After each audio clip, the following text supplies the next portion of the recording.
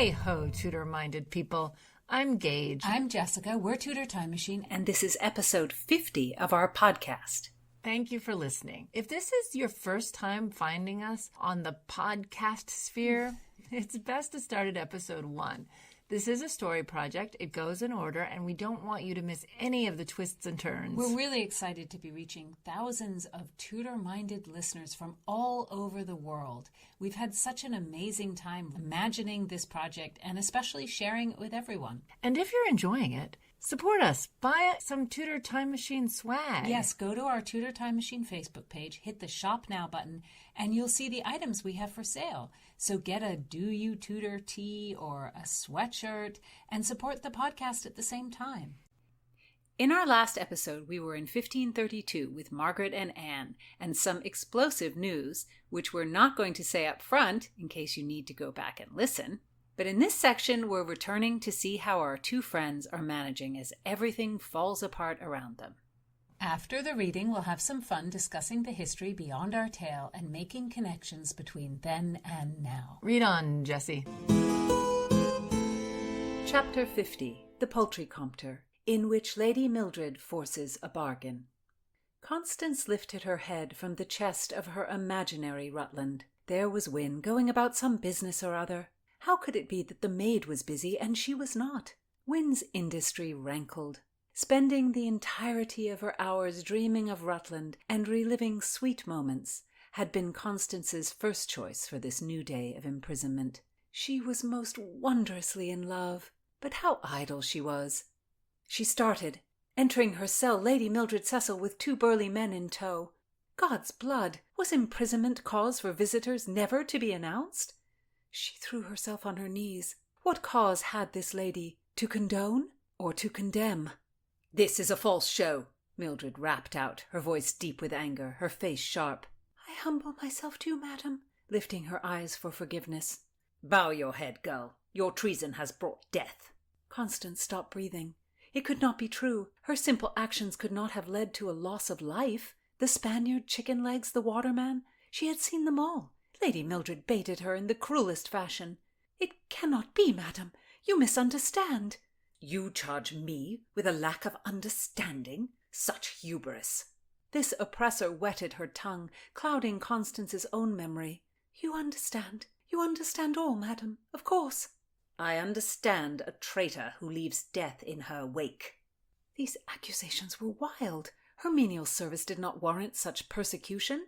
"You cower behind a heretical errand, but those letters brought death." Constance's nature could not bear such a burden. Why did Lady Mildred press her? "I beg you, gracious madam, I beg again, do not taunt me this way. I could not have caused a harm. Every jot of my poor body abhors it. I carried only the host, as I swore to my Lord Cecil." "Admit your treason." "Noble lady, how can I deny you when I know the anger that will rain down? You wrong me, though I am humbled and without hope. I swear I am honest." "Honest? To be carrying on with the Earl of Rutland while you harboured late-night meetings with Charles Paget? Do you think to bring the Earl of Rutland to your side?" Such arrows, these unjust wounds, to be thought so monstrous. She loved truly. "Madam, it is not my wish. No, not. You need not. Please tell him not of Charles." "What a future you promise for the Earl, locked away in an unsanctioned marriage. You damn him. Perhaps he too shall die." Speechless, Constance pressed her head to the ground. Lady Mildred strode over, her skirt brushing Constance's hands. "You struck down the hand of kindness extended to you by Lady Clinton. She shall not help you now." Wretched, Constance had nothing to grasp. Uncontrolled laughter fell out of her. She had done these terrible things. She was a rat who bit and clawed. She did not know what she did. Through some mishap had she brought death to a soul? Lady Mildred raised Constance's chin with her foot. "Mistress Constance, do you know how I discovered every errant choice?" Her murky mind could barely make out the real person that was Mildred Cecil. The lady was a misty grey monster before her, swirls rolling from her mouth. "Madam, I cannot tell." "Mistress Elin Snakenborg told me," Mildred said in a strangely comforting tone. "And do you know why she told me?" Constance answered miserably. "So the Queen would favour her?" "Indeed. Elin told all she witnessed, and the queen is grateful. She can hold nothing against her. Why did this terrible lady speak of Elin? I did not cause the death of Elin. Surely she is well. Mindless girl. Not Elin, no. Constance feared drawing the lady's eye, but she could not bear it. She had to know. It is not my friend from the city. She could not even stand to think the name, and she felt the tears fall. Not my friend. Did you think that dragging her into this swamp would lead to nothing? Why did Lady Mildred tinge her voice with sympathy? Hell could not be worse than this. Constance's mouth was wet, and she worked hard to form her words. It cannot be. She knew nothing. She knew nothing of the tower, I swear it. It cannot be her death you lay on my poor shoulders. Oh, have mercy, madam. Relieve my misery. Elin Snakenborg told us everything she could. We love her for that. And if your aunt, Lady Stoner, should come to get you, and you, maid of honour to Queen Elizabeth, tell us what Lady Stoner sees and what she plans, we shall love you as well. Constance heard her own moan. I will, dear lady, I will. You are shown favour. Should you whisper to your aunt that we knew of your transgression in the tower, you shall find yourself back here and in the hole. To be arrested and released for attending a mass is not uncommon. Your aunt will celebrate your guile. Lady Stoner shall come for you, and how happy you shall be to see her. Constance nodded, but she did not raise her head. She felt a light touch. Mistress Arundel is sound. She is nothing in these matters.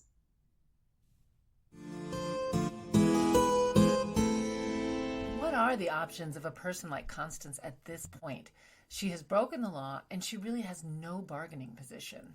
It's precarious. Elizabeth Clinton was her champion, and Lady Mildred says Constance has gone too far. Lady Clinton doesn't think she's worth the trouble. Lady Clinton, as we've said, has to protect her own place. She can fall out of the Queen's favor too, and historically she did. Was anyone ever entirely secure? Maybe the Cecils, William and Mildred, and very possibly Robert Dudley were perhaps the safest. Or maybe Elizabeth just considered whatever transgressions they had acceptable enough that she didn't act. Well, that may be it. If she was pushed to it, she did take harsh action. I think the Earl of Essex is the best example of that. Constance has been on reckless course from the beginning. She's had a kind of it will all work out mentality. But I don't know if it ever could have worked out for someone who was Catholic, secretly going to Mass, and secretly betrothed. It's just too many strikes.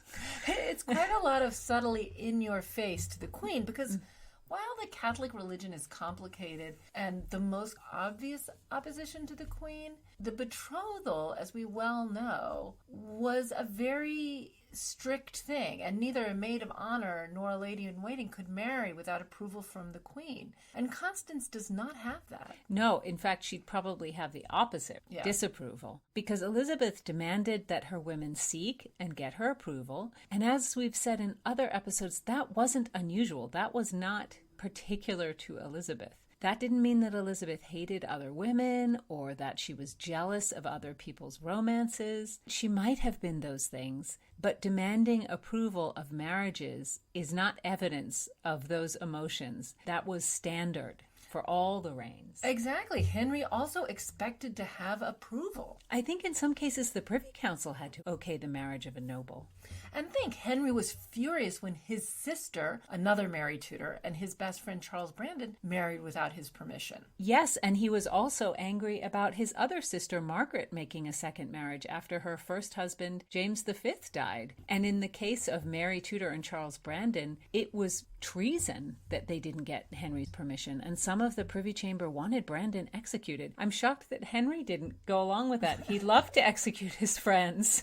Why did he draw the line in this case? But also, it wasn't because he was jealous of Brandon and his sister. You know, he wasn't jealous of their relationship. Frankly, Mary and Charles Brandon were able to negotiate because Henry had promised, and I guess he felt some obligation to this, he had promised his sister that if she married the King of France, who was very much older at the time, that she could marry whoever she liked if he died. And he did die. He did. He died right away. Yeah. I mean, as was kind of a little bit expected. And she didn't kill him like they showed in the Tudors. No, that did not happen. No, and also because she didn't have a child, there was absolutely no reason for her to stay in France. Henry couldn't have insisted that she stay in France because they wouldn't have had her stay. She had no standing. He sends his best friend, Charles Brandon, who had actually was not that high up. He'd only been given a duchy the previous year, to bring his sister back to England because she couldn't stay. But Henry also knew that the man she loved was Charles Brandon. So what was he doing by doing that? He was either tacitly saying, you can marry him and then I'll go through the pretending being angry, or he was like tempting her. It's very bizarre. But technically, Mary Tudor was English royalty. She was going to come back to England to go into negotiation for another marriage, so another political alliance could be formed. It's hard to know exactly what the plan was. According to legend, Charles Brandon and Mary Tudor were already in love enough to risk the king's anger. Anyway, Henry always needed money, and he decided the best course of action was to make some out of this misalliance. Yes. He fined his sister and Charles Brandon £24,000. They paid it in yearly installments of £1,000, and he took Mary's entire dowry that had been given to the King of France, because when the king died and Mary returned, so did her dowry of £200,000, and all her jewels were also returned, and Henry pocketed them. So I think this marriage worked out better for Henry. But I guess he would have said, well, I could have made an incredibly important political alliance with you. You know, she had said, if I do this for you this time, you'll let me marry the person I want to next time. And he said, yes. So he certainly did behead men and women. So I think that could have happened. To Charles Brandon, at least. I don't think he would have beheaded his sister. If things had aligned a little differently, I think there was a lot of chance involved. Do you think he feigned all this anger so that he could keep her dower? I think he was temperamental and easily offended, and somehow he felt he was out of the loop. So I don't think he had to feign his anger. I think he was angry. Oh, no. But I mean, do you think it was some kind of, not feigned anger, but do you think he sort of puffed up the anger so that he could have a justification to not give her dowry to Charles Brandon? Maybe. Maybe. It's very conscious of what you're doing, but... Which he doesn't seem to be. No. He seems to be very, I'm just doing something right now. Yeah. You know. Elizabeth did fine people too, and she would banish people from court. Those are serious repercussions, but there were rarely deadly repercussions. She didn't behead any of her women, which is sort of an accomplishment. It is, if you consider Henry and the 52 high-profile executions he ordered, many of which were, of course, very close advisors and very good friends, as well as some, what historians estimate, well over 50,000 executions of clergy and commoners. He really was a kind of despot. Yeah. He really was. And while Henry punished people for marrying without permission, the idea of Elizabeth's temper directed at her ladies has really stuck to her. And Henry is kind of a mythical figure. I'd rather have Elizabeth yell at me than get executed any day. How about you? Yeah. There's a whole series of women that people point to as Queen Elizabeth was angry at and perhaps treated badly. So Elizabeth Clinton was one of them. She lost favor. We don't exactly know what happened, but she was accused of frailty and forgetfulness. Maybe she forgot not to have sex with someone that she wasn't supposed to have sex with. I don't really know. I think it was probably something like that, because I don't remember the exact story, but I think there was some kind of clergy involved who also said that she had done something bad. So maybe it was something like that. I'm afraid we don't know. I'm not sure they really know exactly what it was. But the historical Rutland was, in fact, very familiar with Elizabeth's temper and the ramifications of an unapproved marriage. We still have a letter that Eleanor Bridges wrote to Rutland when the Queen discovered one of her favorite ladies-in-waiting was secretly married without Elizabeth's permission. Which of the many ladies who were favorites could that be? Haven't we established that every single one has her own claim to being the favorite? This particular favorite was Mary Shelton, Elizabeth's cousin, and she shared Elizabeth's bed. As a role in Lady in Waiting, she slept in her bed. That was the way it was. Yeah, it doesn't mean anything. It doesn't mean anything. It was very standard. And when she went against Elizabeth, Elizabeth was perhaps genuinely upset or hurt. I don't know. Sometimes you read people who kind of make this speculation that somehow Elizabeth didn't want her ladies-in-waiting to marry because then they would have their own families. But these women had their own families all the time, and they were still expected to serve Elizabeth. It wasn't once you were married and had children, you couldn't serve Elizabeth anymore. That's just not the way it worked. They left court to have their babies. They came back. Most of these women, in fact, were married and had children. It wasn't like Elizabeth was the grouch or the Grinch of like having a family. It wasn't like that at all. But Eleanor Bridges, in this particular instance, she wrote to Rutland, "The Queen has used Mary Shelton very ill for her marriage. She hath dealt liberally both with blows and evil words, and hath not yet granted consent. No one ever bought her husband more dearly." Wait, I feel confused. Wasn't Mary Shelton with Anne Boleyn? There was a Mary Shelton who was a cousin of Anne Boleyn and who was a contributor to the Devonshire manuscript that we've talked about in other episodes. But remember, there are only a few names. Mary, Anne, Margaret, and Elizabeth. Those are the only names you're allowed to have in this period. So it gets very confusing. And to make it even more confusing, her mother, Mary Shelton's mother, was another Anne Boleyn. An Anne Boleyn that got to keep her head. But Mary Shelton, that became Mary Scudmore, was the niece of Mary Shelton, who was a lady-in-waiting to Queen Anne Boleyn. It's so confusing. And this is another reason why when you see a painting and it has the name Anne Boleyn on it, they can't be 100% sure which Anne Boleyn it is or which Lady Shelton it is. All these Mary Sheltons and the Anne Boleyns are associated with court, and they are wealthy. With each other. And with each other. Yeah. And they could have had a portrait made. What do you think happened when you called out, "Mary Shelton, come hither"? And then like 16 people came. You think they all had like little nicknames? Some people think that Auntie Mary Shelton... I'm already lost. that Auntie Mary Shelton had an affair with Henry VIII. Or her sister, Auntie Mary Shelton's sister. Yes. Margaret, another very, very original name that we've never had before. But anyway, niece Mary Shelton, she got in trouble for marrying without Elizabeth I's permission. She married John Scudmore, of the 50 John Scudmores, because John was also a common name, in secret. And they were married for several years before Elizabeth discovered the marriage, which in some versions, Elizabeth was just completely enraged and broke Mary Shelton's finger before sending her away.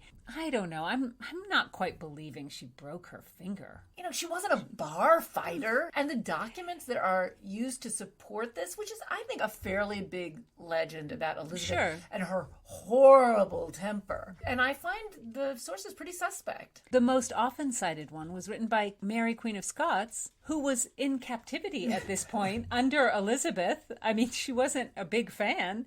And she wrote a letter saying, "I've heard all these terrible things that Elizabeth did." I just don't think that Mary, Queen of Scots' take on Elizabeth is the one we should just assume is the most truthful. Mary, Queen of Scots is imprisoned and wasn't there. She didn't see it. So she's repeating hearsay at best. And whoever told her may have wanted to get into her favor. Right, exactly. Oh, I have some real gossip about Elizabeth. You're going to love it. Yeah. And of course, she has her own reasons for wanting to portray Elizabeth as unhinged and brutal and...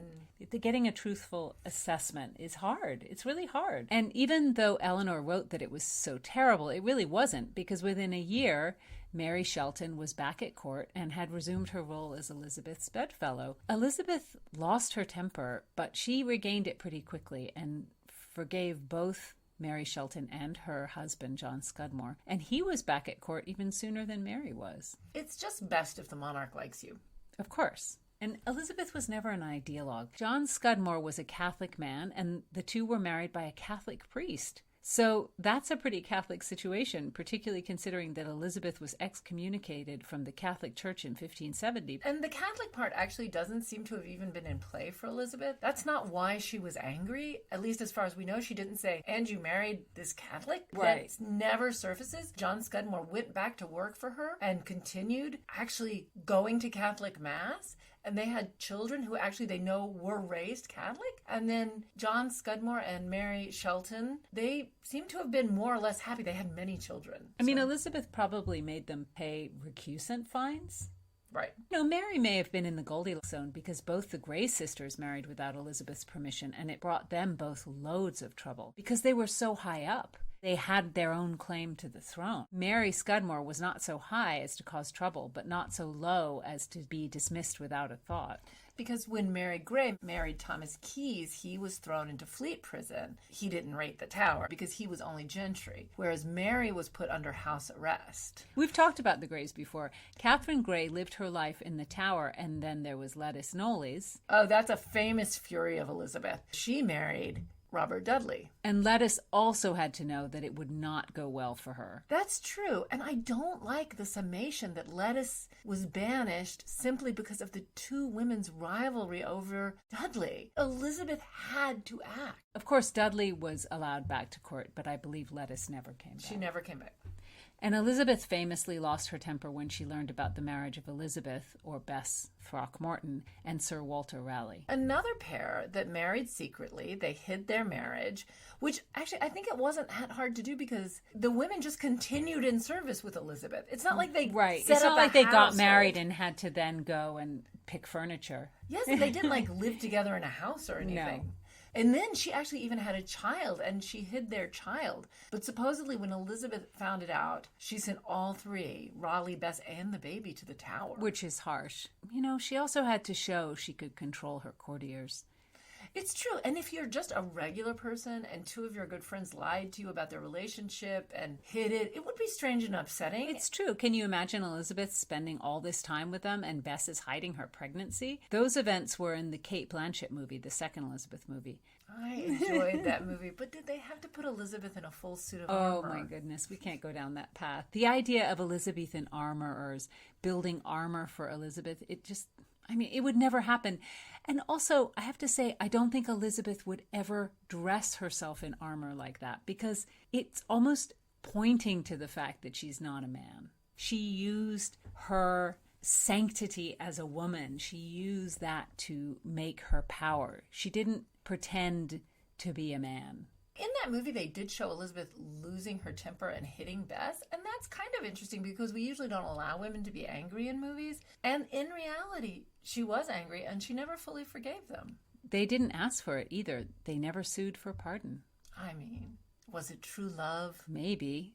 There is a story, that is probably untrue, that after Raleigh died... Was beheaded. Yes, but he was beheaded not by Elizabeth, by James, and it was in 1618. But after his embalmed head was given to his wife... His pickled head, because they love to pickle people's heads.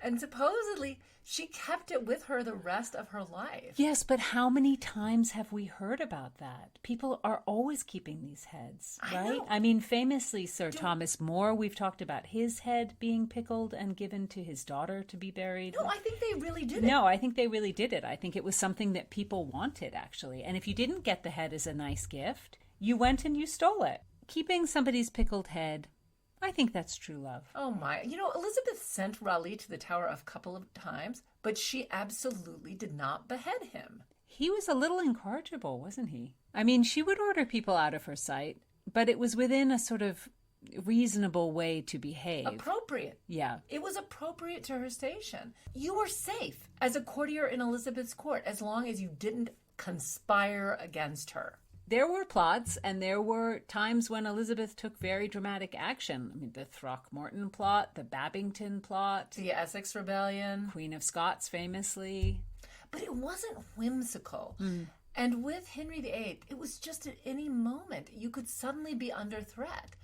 But Elizabeth had Cecil with her through her whole reign until he died. And then his son took the position. I mean, you can't tell me that she wasn't fed up with Cecil sometimes. You know, I have read some speculation that we sort of overestimate what a strong and powerful ruler Elizabeth was because she had all these incredibly brilliant men around her. I actually think it's completely the opposite. Part of a ruler's greatness is knowing who to delegate responsibility to and who you can trust. And I think that was the thing about Henry VIII, is that he gave responsibility to people and then he turned around and undermined them, or he grew furious at them and he executed them. And the fact that Elizabeth delegated responsibility wisely, I think, is a testament to what a good ruler she was. So we know Cecil maneuvered behind her back at times, but I have a feeling she always kind of knew what was going on, and she also used that to her advantage because then she could sort of let herself off the hook. She did famously with Mary, Queen of Scots. I didn't want to do it. They did it before I could stop it. She knew how to use that to her advantage. She kept her balance, and Henry didn't. He famously regretted losing both Sir Thomas More and Thomas Cromwell. At the very least, I'm sure there were other people he regretted. But to be fair to Henry, while he did behead many people who were once advisors or friends, England was a country of laws. Even though there were courts and formalities they had to go through. To state the obvious, Henry gave nobles the chance to play deadly politics. Trials were really not exactly fair. There were factions, for instance, with Cromwell because he had risen from the lower classes, or maybe because of his attitude about money, and maybe because he also had been responsible for encouraging Henry. Most nobles really despised Cromwell. And Henry's changeable nature gave the courtiers opportunities to go after each other. But it was always a dangerous opportunity because if you got really close to him, he could turn on you really fast. If you kind of stayed out of the fray, I think you had a longer chance of survival. And Cromwell is certainly no innocent. He used Henry's changeable nature to set the mechanics in motion that led to Anne's beheading. Well, led to Anne's beheading, led to the 5 men who died with her beheading, led to the executions of all those clergy and all the commoners who wouldn't accept Henry as the supreme head of the Church of England. So, Cromwell had a lot of blood on his hands. Henry was vengeful, and he always thought he was being wronged. And Elizabeth absolutely had some of that. But mainly she didn't play a super strong hand. She got what she wanted by waiting. And when things began trending in the way she wanted, she amplified that. Cecil was not an off-the-rails guy, and neither was Dudley, as they sort of led the two factions at her court. Right. And I would think Dudley was more off the rails than Cecil. To be fair, Dudley was also caught in the middle of this sort of love thing with Elizabeth. Kind of robbed him of having the open, clear, sanctioned home life that Cecil had. Dudley was under a lot more pressure that way. If you consider those two factions, the more measured faction of Cecil and the more rambunctious faction of Dudley, she really played them off each other. Whereas Henry VIII was played. Well played.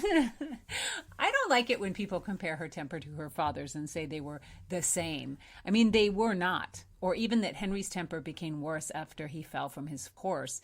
There's a legend that he hit his head, and many people point to that to saying that's when his temper changed. But we see examples of his temper way before that. And additionally, the Spanish ambassador, Eustace Chapuis, wrote at the time, quote, "On the eve of the conversion of St. Paul, the king being mounted on a great horse to run at the lists, both fell so heavily that everyone thought it a miracle he was not killed, but he sustained no injury." The idea that he was unconscious for 2 hours came much later. And even if that were true, and actually it came out of Europe. It was, again, it was kind of like the fish got bigger, yes, right? Like, the people were not he dead. fell. No, he fell, and then he couldn't see. He fell, and then he was unconscious for an hour. No, it was 2 hours. He was not kind before the horse fell on him. No. He had already done it to many people. Did he become more cruel over time? I think he probably did, because he also became more physically uncomfortable over time. And I think that tends to make bad-tempered people more bad-tempered. Or is it possible that he just became able to manipulate the legal system more quickly because he was more familiar with it? So when he wanted somebody to be executed, he could just push it through faster.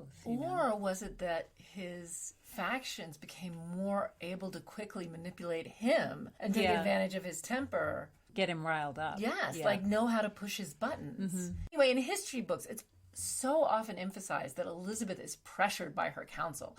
And it's always as if Henry acts freely and to his own mind. In fact, as you said, no, his factions, they are always playing him. Perhaps in history books, that's also stressed because Elizabeth pretended a lot of times that was the case to get herself off the hook. She emphasized that sometimes when there were decisions that she felt uncomfortable taking or didn't want to completely own. She sort of put it on her council. But clearly she wasn't in opposition to what they did, because she would have gotten rid of them, and she really didn't. She stayed with the same people for a very long time. And truthfully, when they were annoying her, she dismissed them. Because when Elizabeth needs to behead someone, when someone really betrays her, she does. I mean, she famously beheaded the Earl of Essex in 1601, and I'm sure she did not want to do that, even after he had led a rebellion against her. Being on the oppositional side of a war, it doesn't seem to have bothered them the way you might think. Mm-hmm.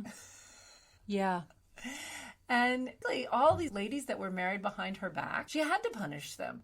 And there were certain actions she had to take to be appropriate, to retain her power, to not be soft. And if Constance marries behind Elizabeth's back, it will be bad for her and her family. If she's caught, she will no doubt be banished from the court. End of story, right? And with her current situation, finding any sort of person to speak for her will be impossible, sadly. But the next episode, we'll see what happens when Constance is reunited with her aunt. So join us next time for more Times Riddle and more Tudor-minded talk.